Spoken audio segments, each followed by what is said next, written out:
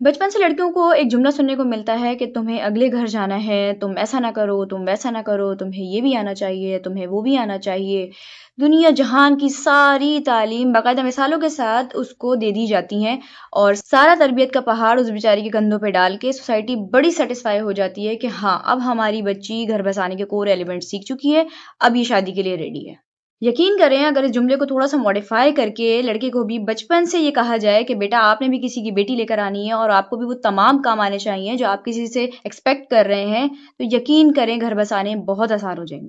یہ جو میں بچپن سے اولادوں میں جینڈر ڈسکرمنیشن کر کے رکھتی ہیں نا کہ جاؤ بیٹا بھائی آیا ہے اس کو پانی پلاؤ، جاؤ اس کے کپڑے پریس کر کے رکھو، اگر کھانے میں کچھ اچھا ہے تو اس پہ پہلے بیٹے کو پرائیورٹی دی جائے گی، اور ٹھنڈا تو اس کے حلق سے ہی نہیں اترنے دیتی، کیوں؟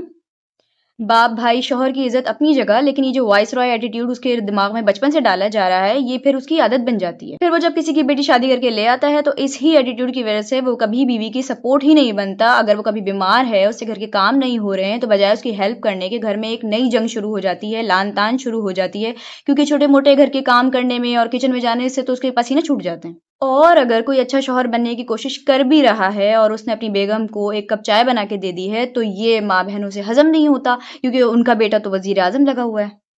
تو بھائی ماؤں کی تربیت ہی خراب ہے بیٹوں کے معاملے میں، جیسے ایک بیٹی کی تربیت ماں کرتی ہے اسی طرح سے بیٹے کی تربیت کی ذمہ دار بھی ایک ماں ہی ہوتی ہے۔ سچ بات تو یہ ہے کہ گھر بسانا مرد اور عورت دونوں کا کام ہے، کیونکہ ایک پہیے پہ کوئی گاڑی نہیں چلتی۔ نیو جنریشن کی ماؤں سے یہ گزارش ہے کہ پلیز اپنے بیٹوں کو بچپن سے یہ سکھائیں کہ اب پڑھی لکھی لڑکیوں کا زمانہ ہے اور وہ اپنے رائٹس بہت اچھے سے جانتی ہیں، تمہیں بھی انہیں اتنی ہی رسپیکٹ اور سپورٹ دینی ہے جتنا کہ تم ان سے امید کر رہے ہو۔